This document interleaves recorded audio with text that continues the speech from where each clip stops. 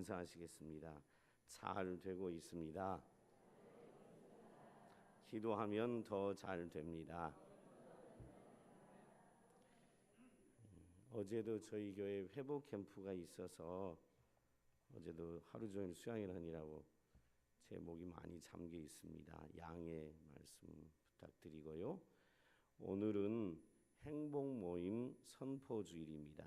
그래서 저는 오늘 온 세상에 주신 기회라는 제목으로 말씀을 나누려고 합니다.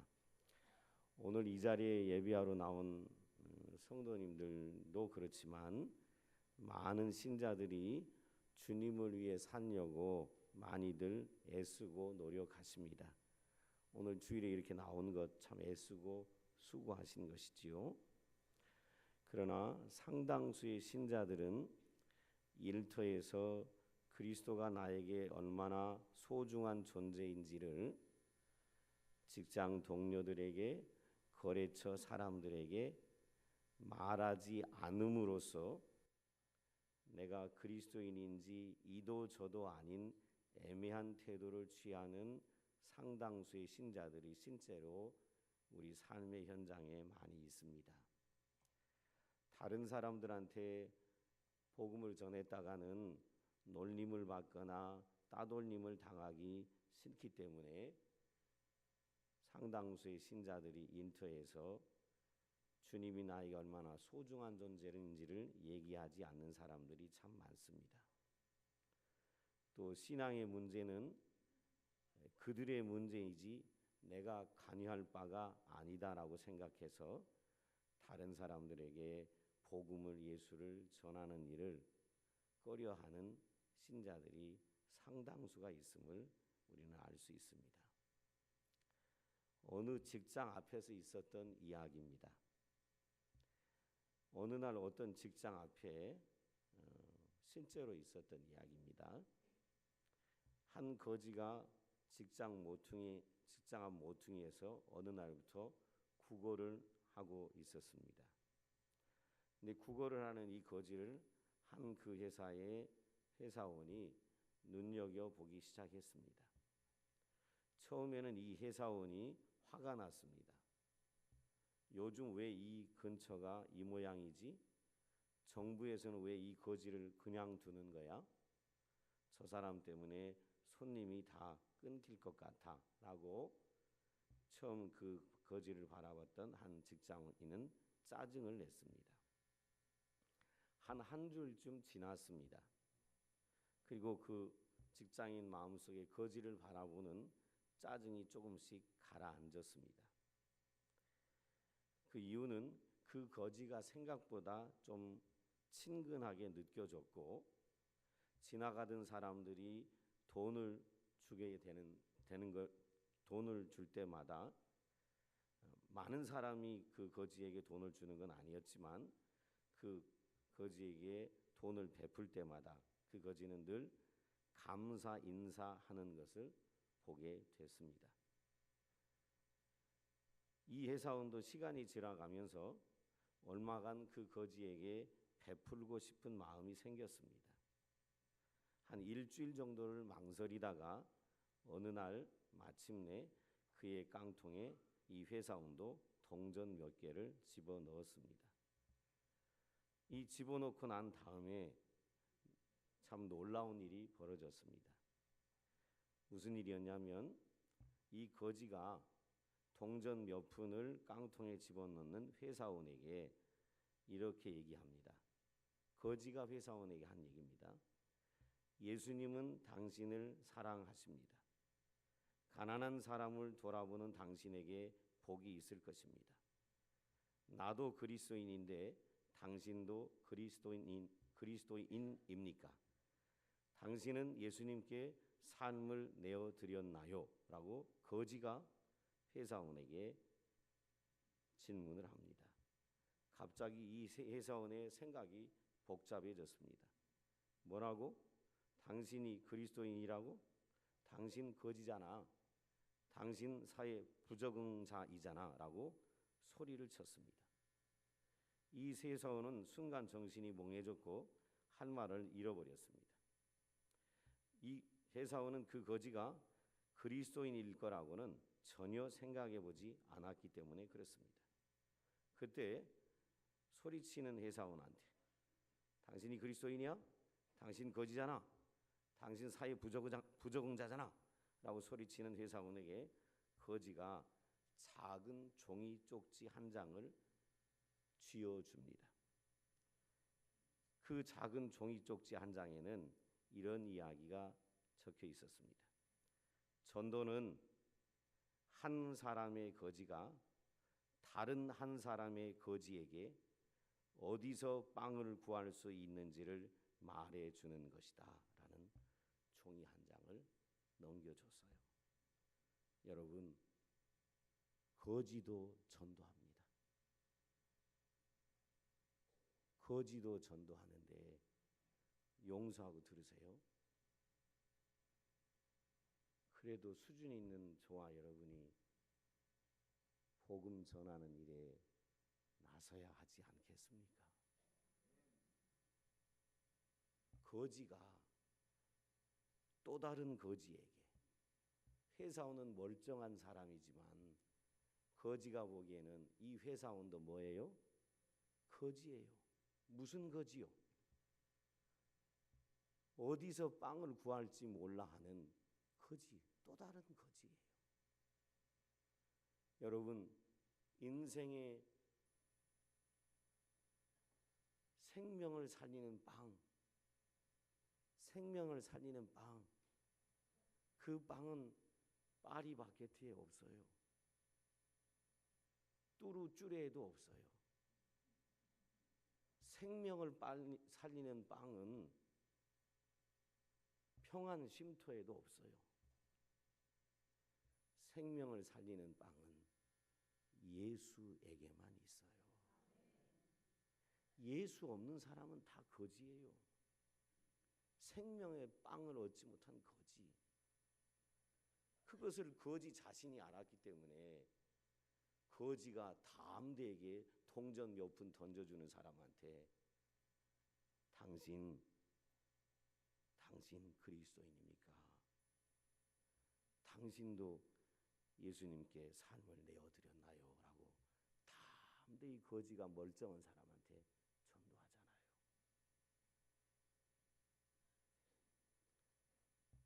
이 세상에 큰 영향을 끼쳤던 설교나 연설이나 구호 중에 여러분이 기억할 만한 설교나 연설이나 구호 한 가지만 선택하라고 요청받는다면 여러분 기억나고 선택할 만한 연설이나 설교나 구호가 있습니까? 혹시 이거 기억나는 이런 연설 여러분 생각나셔요? 이순신 장군의 연설. 여러분 인류 역사에 감동적인 영향을 줬던 설교나 연설이나 구호를 하나 지금 생각해 봐라. 그러면 여러분이 생각해 낼 연설이나 구호가 있어요? 이순신 장군의 연설이 있어요. 뭐지요? 얼마 전에 작년에 엄청나게 1,000만 명 넘게 영화 봤잖아요. 거기서 사람들의 마음을 움직였던 구호가 하나 있죠. 뭐예요? 이순신 장군이. 예, 아무도 안 봤나 봐요, 영화를. 왕이여, 내게는 아직도 뭐가 있다고요? 12척이나 있나이다. 사람들이 왜 또 수군 통제사를 하려고 하냐? 패가 이 앞에 있던 수군 통제사가 일본 전함하고 싸워가지고 수백 척을 다 잃어버리고 수군도 없고, 근데 왜 하려고 하냐? 그럴 때 왕이 명령하니까 싸울 수 있겠느냐? 이길 수 있겠느냐? 그러니까 이순신 장군이 한 말, 왕이여, 내게는 아직도 몇 척이나 있다고요? 12척이나 있나이다. 명령설을 했죠. 그리고 이순신 장군이 한 연설이 있어요. 필사즉생, 필생즉사. 무슨 말인지 다 아시죠? 설명할까요? 설명할게요. 죽으려 하면 반드시 살게 될 것이고 살려고 하면 반드시 죽는다. 참 멋진 연설했습니다. 또 서구에서는 유명한 연설을 남겼던 사람이 있습니다. 처칠입니다.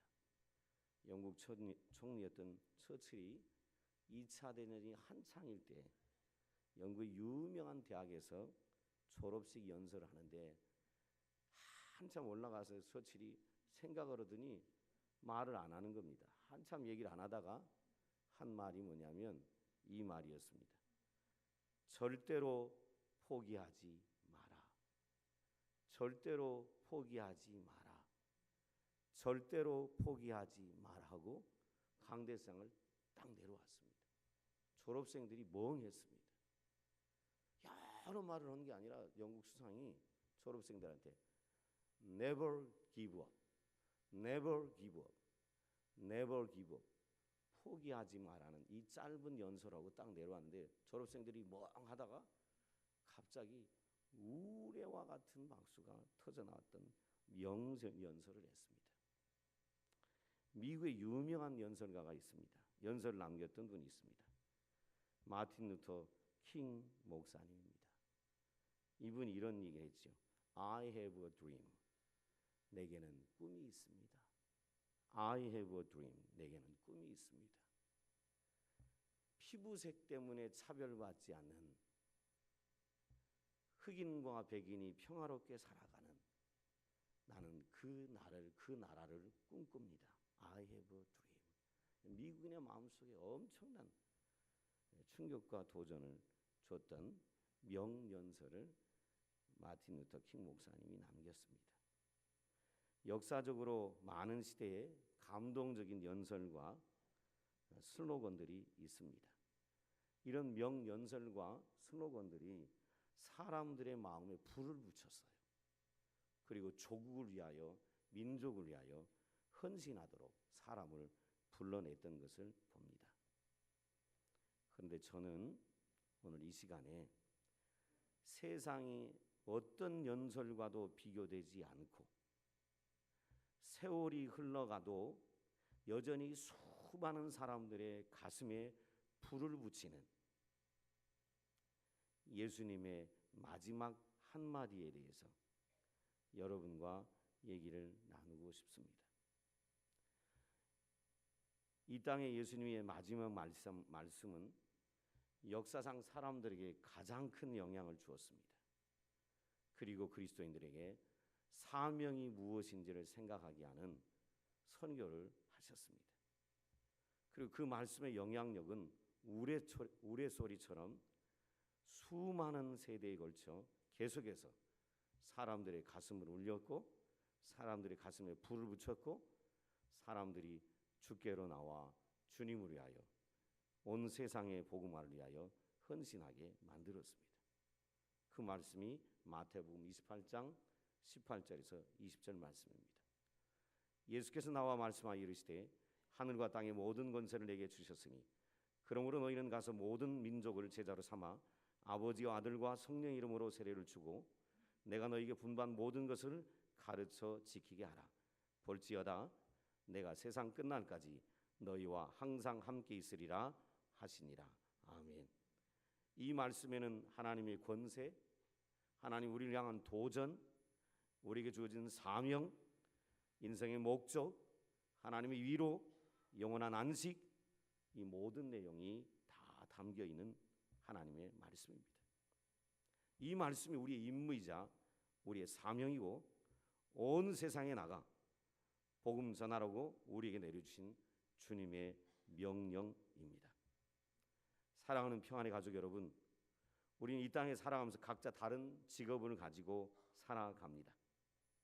그런데 어떤 직업을 가지고 살아가든지 저와 여러분의 주된 임무는 우리 개인의 삶에서, 동네에서, 직장에서, 지역사회에서, 또 지역 문화 가운데서, 세계 속에서 이 지상 명령을 수행하는 것이 저와 여러분의 주된 임무임을 다시 기억하는 지혜로운 평안의 식구들 되시기를 주의 이름으로 축원합니다. 세상에 우리 삶의 주변에 문제들이 참 많습니다. 어려운 문제들이 많은데 그 문제들을 해결하려고 인간은 그 문제를 해결하는 답을 찾기 위해서 애쓰고 노력합니다. 예를 들면 우리 삶의 주변에 암이 있습니다. 에이즈가 있습니다. 심장질환이 있습니다. 뇌질환이 있습니다. 경제적인 문제가 있습니다. 이런 문제들을 해결하려고 인간은 그 답을 찾기 위해 애쓰고 노력합니다. 그런데 여러분, 세상에서 가장 큰 질병이 있습니다. 세상에서 가장 큰 질병이 있어요. 이 질병이 무엇인 줄 압니까? 이 질병은 다른 것이 아닌 죽음입니다. 세상에서 가장 큰 질병은 암이 아닙니다. 에이즈도 아닙니다. 심장질환도 아닙니다. 세상에서 가장 큰 질병은 죽음입니다. 죽음이라는 사실을 잊지 마셔야 합니다. 이 죽음은 암은 모두가 걸리지 않습니다. 에이즈도 모두가 걸리지 않습니다. 심장질환도 뇌질환도 모두가 걸리지 않습니다. 그런데 이 죽음은 모두가 걸리는 질병입니다. 이 질병은 누구도 치료할 수가 없습니다. 이 질병을 치료할 분은 한 분밖에 없습니다. 예수님만이 이 질병을 치료하실 수 있습니다. 예수님을 믿는 믿음의 사람은 죽지 않고 영생의 삶을 얻게 됩니다. 그러므로 이 세상에서 가장 큰 질병, 이 질병을 치료하는 약, 복음, 이 복음을 모두가 걸리게 될 사람들에게 이 약을, 복음을 전해야 되지 않을까요? 여러분 혹시 제가 이 영상을 보여드리려다가 시간이 좀 갈 것 같아서 영상을 또 하나 봐야 되니까 안 보여드리는데, 에드워드 킴볼이라는 사람 이름 여러분 들어본 적이 있으시나요? 우리 교회에서 보여준 적이 있는데 기억 못하실 겁니다. 이 킴볼이라는 사람이 보스턴에 있는 주일학교에서 아이들을 신실하게 가르치는 교회학교 선생님이었습니다. 자기 반 청소년들에게 성경의 진리를 신실하게 설명해 주었습니다. 어느 날 그는 주일학교에 나오는 17살 된 소년이 아직도 예수님을 믿지 않고 있다는 사실을 알게 됐습니다. 교회 학교는 나오는데 이 아이가 예수님을 믿지 않습니다. 이것은 비단 청소년만 얘기하는 게 아니지요. 용서하고 들으십시오. 이 자리에 와 있는 수백 명의 신자 가운데서도 그냥 이 자리에 가족을 따라 와 있지 예수님을 믿지 않는, 예수님이 누군지도 모르고 이 자리에 와 있는 분도 있을 수 있습니다. 이 선생님은 이 17살 된 아이가 예수님을 믿지 않고 있다는 사실을 알고 교회 나오는데 모르는 거예요. 믿지 않는 거예요.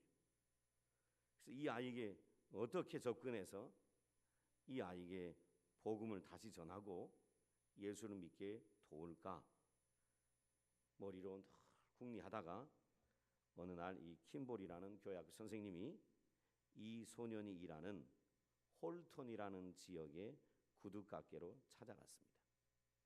이 17살짜리 소년은 구두가게에서 일하는 점원이었습니다.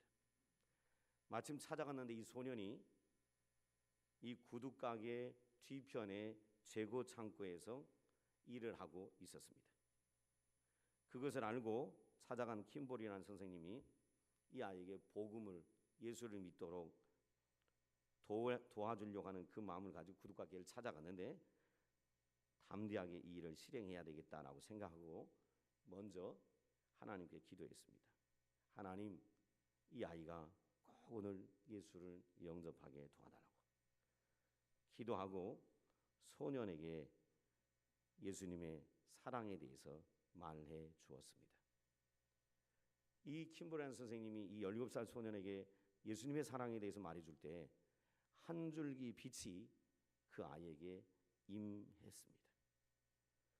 그리고 이 구두가게 뒤편 재고 창고에서 한 17살 소년이 예수의 사랑을 깨닫고 예수를 받아들이고 예수께 헌신하기로 결심했습니다.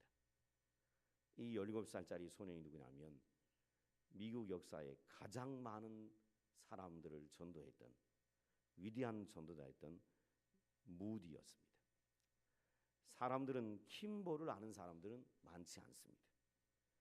많은 그리스도인들은 무디는 압니다. 오늘날 무디 같은 위대한 전도자가 되는 사람은 소수에 불과할 것입니다. 그런데 킴볼 같은 사람은 누구나 될 수 있습니다. 용기를 내어 가게 안에 들어가서 입을 열어 전하느냐 전하지 않느냐의 문제이지 킴볼 같은 사람은 누구나 될 수 있습니다. 여러분, 무디가 그리스도인이 되지 않았다면 미국은 큰 손해를 보았을 것입니다. 무디 같은 위대한 전도자가 나오지 않았다면 미국의 수백만 수천만 백성들은 하나님을 알지 못했을 것입니다. 그러게 무디가 그리스도인이 되지 않았다면 세상은 엄청난 손해를 본 것이나 다름없겠지요. 오늘 두려움을 극복하고 그리스도의 복음을 전하고 싶어하는 그리스도인을 하나님이 이렇게 축복하신다라는 걸 보여주는 사례가 킴볼과 무디의 이야기입니다. 사랑하는 평안의 가족 여러분, 여러분의 삶의 중심에 무엇이 있습니까? 예수님의 생애를 요약해 보면 예수님의 생애는 이렇게 요약할 수 있습니다. 예수님은 이 땅에 잃어버린 자를 찾아 구원하러 오셨다. 이게 예수님의 사역을 생애를 요약한 한 문장의 이야기다라고 얘기할 수 있습니다. 그래서 사도 바울은 디모데전서 1장 15절에 이렇게 얘기합니다. 미쁘다 모든 사람이 받을 만한 이 말이요 그리스도 예수께서 죄인을 구원하시려고 세상에 임하셨다 하였도다라고 사도 바울이 디모데에게서 편지하는 내용에 그렇게 기록합니다. 예수님의 삶의 중심은 잃어버린 자를 찾아 구원하러 오셨습니다. 그렇다면 저와 여러분의 삶의 중심은 뭐가 되어야 할까요? 예수님이 이 땅에 오셔서 병든 사람을 치료하셨습니다. 귀신도 내어 쫓으셨습니다. 죽은 사람도 살리셨고 수많은 이적도 행하셨습니다. 예수님 생애와 사역 이런 일들이 많이 있었습니다. 그러나 예수님이 원하셨던 궁극적인 일은 아니었습니다. 이 모든 일들, 병든 자를 치료하고 귀신을 내어 쫓고 죽은 사람을 살리고 여러 이적을 행하셨던 것은 예수님이 궁극적으로 하시고자 했던 일을 돕기 위한 수단에 불과했습니다.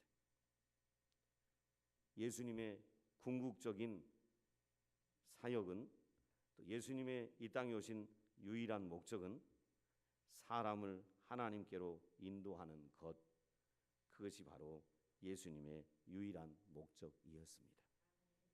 예수님은 그 목적과 관련되지 않은 일에 어떤 말이나 행동도 하지 않았습니다. 예수님은 모든 믿는 자에게 죄를 사해 주셨고 구원을 주시기 위한 권세를 가지고 오셔서 이 땅에 죽어가는 많은 영혼들을 구원하셨고 오늘도 구원하고 계십니다.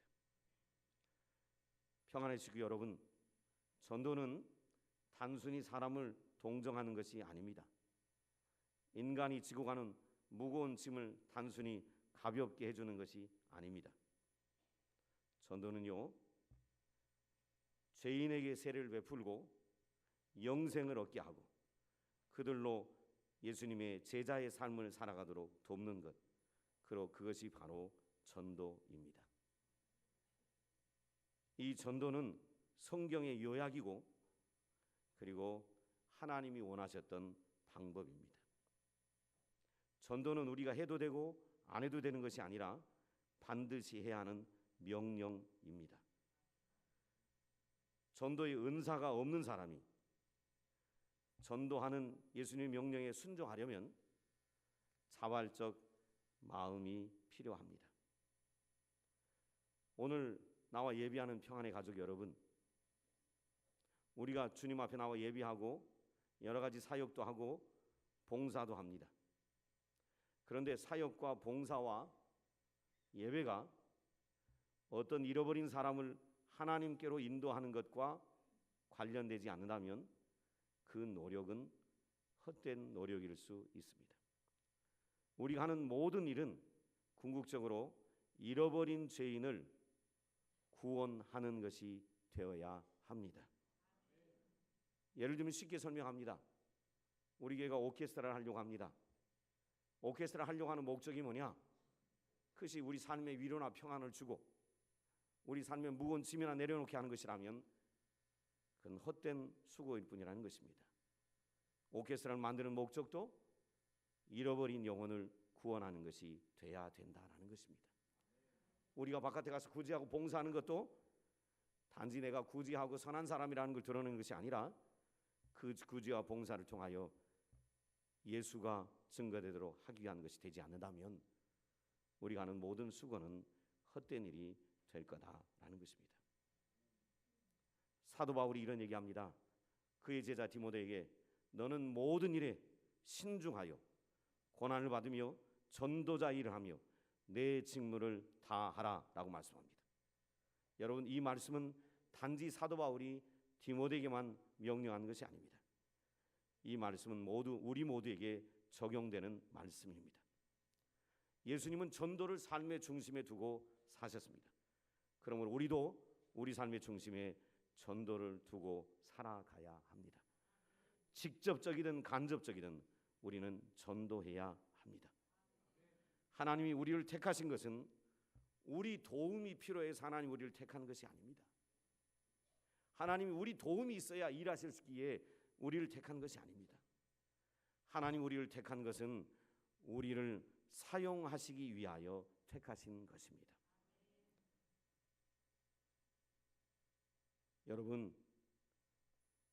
여러분이 전도하지 않았다고 해서 지옥 가는 것 아닙니다. 아무도 전도하지 않았다고 지옥 가는 사람은 없을 것입니다.